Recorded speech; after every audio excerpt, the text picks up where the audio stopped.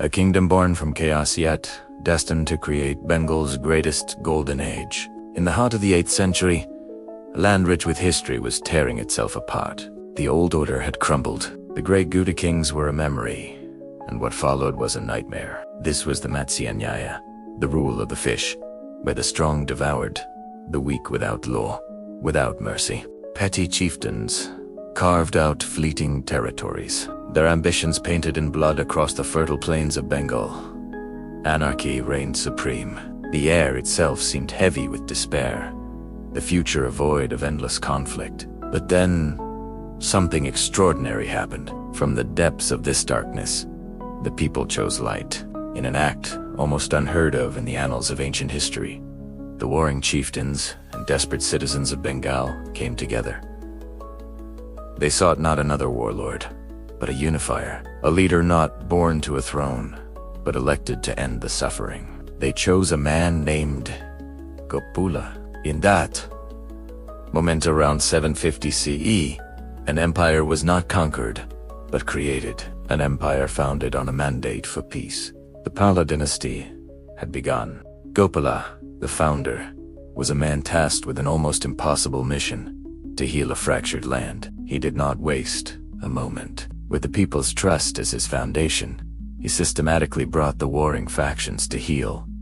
He was not just a warrior, he was a statesman. He rebuilt the shattered administration, fortified the military not for conquest, but for defense, and restored order where there had been none. He laid the groundwork for a stable, prosperous empire, proving that a king chosen by the people could indeed deliver them from darkness. His reign was the quiet dawn after a long, violent night. What came next changed everything. Gopala's son, Dharmapala, inherited not just a kingdom, but a vision. He was a force of nature, a ruler whose ambition reverberated across the subcontinent.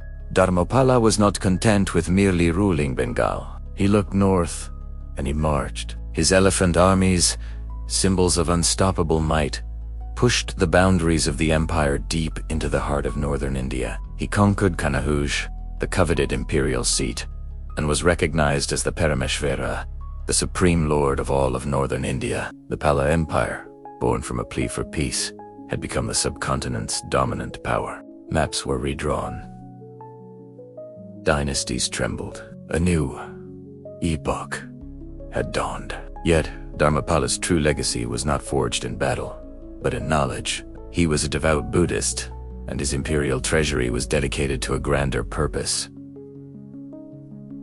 the creation of a global center for learning. He founded the legendary Vikramashila Mahavihara, a sprawling monastic university that would rival and even surpass the fame of Nalanda. Under his patronage, Nalanda was revitalized, and the magnificent Somapura Mahavihara,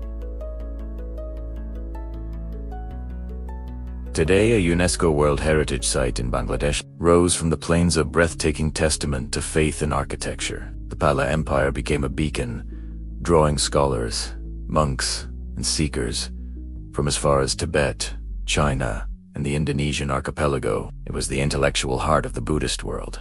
This explosion of faith and learning gave birth to an artistic renaissance. A new, distinct school of art flourished, its influence destined to shape civilizations. The Pala style was one of exquisite detail and profound spiritual grace. Artisans crafted breathtaking bronze sculptures, their metallic surfaces gleaming with a divine inner light. Stone carvers chiseled gods and bodhisattvas from black basalt, their forms both powerful and serene. Scribes illuminated palm leaf manuscripts with miniature paintings of incredible delicacy. This was not just art, it was a form of devotion, a visual dharma. The artistic traditions that blossomed in the Pala heartland traveled with monks and traders, becoming the foundational aesthetic for Buddhist art in Tibet and across Southeast Asia. The zenith of Pala power was yet to come. Under Dharmapala, son Devapala, the empire reached its absolute peak. A military genius like his father, Devapala expanded Pala dominance further, his armies victorious from the Himalayas to the southern seas. His court was a cosmopolitan hub of power and diplomacy, but his vision was truly global. Devapala was a patron of international Buddhist missions, sponsoring monasteries in Sri Lanka and maintaining deep ties with the Shailendra dynasty of Java and Sumatra. Trade routes across the Bay of Bengal flourished, carrying not just silk and spices, but also Pala art, Pala philosophy, and Pala prestige. For a brief, brilliant moment, the Pala Empire was a true world power. The genius of the Palas lay not only in their conquests or their art, but in their sophisticated administration. They built a society that worked. A system of efficient taxation and land management ensured the state's coffers were full and its fields were productive. Justice was administered, trade was protected, and agriculture thrived. In an era often marked by religious strife, the Pala rulers, though devout Buddhists, presided over a remarkably tolerant society. Hindu temples were patronized alongside Buddhist monasteries, and a syncretic culture of peaceful coexistence became the hallmark of their long rule. It was a golden age of security, prosperity, and intellectual freedom. But no empire lasts forever.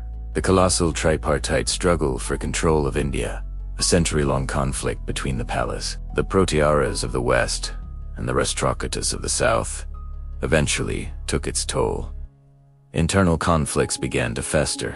A succession of weaker rulers saw the empire's authority wane. Ambitious feudatories chipped away at its borders. By the 12th century, a new power, the Sena dynasty, had risen within Bengal itself, eclipsing the last remnants of Pala glory. The great Mahaviharas fell quiet. The once mighty armies faded into memory. The Golden Age began its slow, inevitable decline.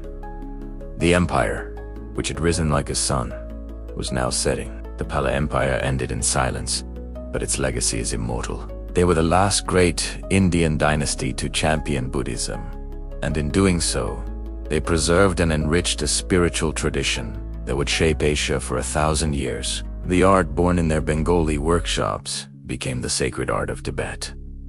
The knowledge cultivated in their universities became part of a global intellectual heritage. Their story is a powerful reminder that Bengal was once the heart of a vibrant, tolerant, and profoundly influential civilization. An empire chosen by the people, ended in silence, but its wisdom still shapes civilizations. Its echoes can still be felt, a quiet whisper from a golden past.